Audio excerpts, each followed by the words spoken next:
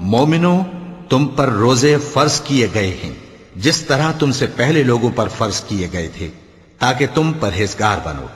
روزوں کے دن گنتی کے چند روز ہیں، تو جو شخص تم میں سے بیمار ہو یا سفر میں ہو تو دوسرے دنوں میں روزوں کا شمار پورا کر لے۔ اور جو لوگ روزہ رکھنے کی طاقت رکھیں لیکن رکھیں نہیں، وہ روزے کے بدلے محتاج کو کھانا کھلا دیں۔ اور جو کوئی اپنی مرضی سے زیادہ نیکی کرے تو اس کے حق میں زیادہ اچھا ہے، اور اگر سمجھو تو روزہ رکھنا ہی تمہارے حق میں بہتر ہے۔ روزوں کا مہینہ رمضان کا مہینہ ہے، جس میں قرآن اول نازل ہوا، جو لوگوں کا رہنما ہے اور جس میں ہدایت کی کھلی نشانیاں ہیں، اور جو حق و باطل کو الگ الگ کرنے والا ہے۔ تو جو کوئی تم میں سے اس مہینے میں موجود ہو چاہیے کہ پورے مہینے کے روزے رکھے، اور جو بیمار ہو یا سفر میں ہو تو دوسرے دنوں میں روزے رکھ کر ان کا شمار پورا کر لے۔ اللہ تمہارے حق میں آسانی چاہتا ہے اور سختی نہیں چاہتا، اور یہ آسانی کا حکم اس لیے دیا گیا ہے کہ تم روزوں کا شمار پورا کر لو، اور اس احسان کے بدلے کہ اللہ نے تم کو ہدایت بخشی ہے، تم اس کو بزرگی سے یاد کرو اور اس کا شکر کرو۔ اور اے پیغمبر، جب تم سے میرے بندے میرے بارے میں دریافت کریں تو انہیں معلوم ہو کہ میں تو تمہارے پاس ہی ہوں۔ جب کوئی پکارنے والا مجھے پکارتا ہے تو میں اس کی دعا قبول کرتا ہوں۔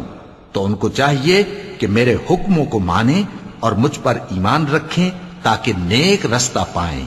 روزوں کی راتوں میں تمہارے لیے اپنی عورتوں کے پاس جانا جائز کر دیا گیا ہے، وہ تمہاری پوشاک ہیں اور تم ان کی پوشاک ہو۔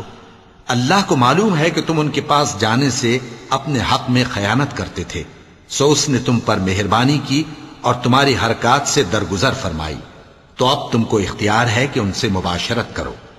اور اللہ نے جو چیز تمہارے لیے لکھ رکھی ہے یعنی اولاد، اس کو اللہ سے طلب کرو اور کھاؤ اور پیو، یہاں تک کہ صبح کی سفید دھاری رات کی سیاہ دھاری سے الگ نظر آنے لگے، پھر روزہ رکھ کر رات تک پورا کرو۔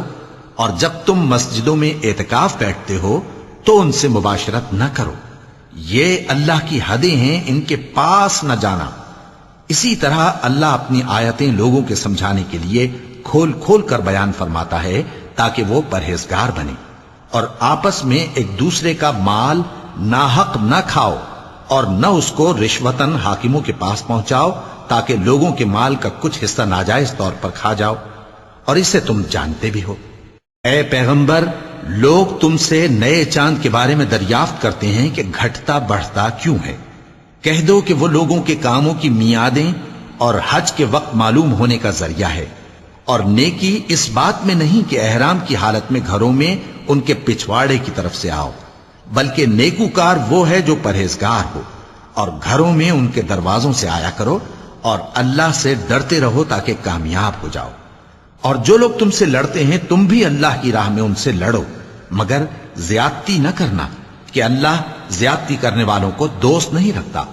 اور ان کو جہاں پاؤ قتل کر دو، اور جہاں سے انہوں نے تم کو نکالا ہے یعنی مکے سے، وہاں سے تم بھی ان کو نکال دو۔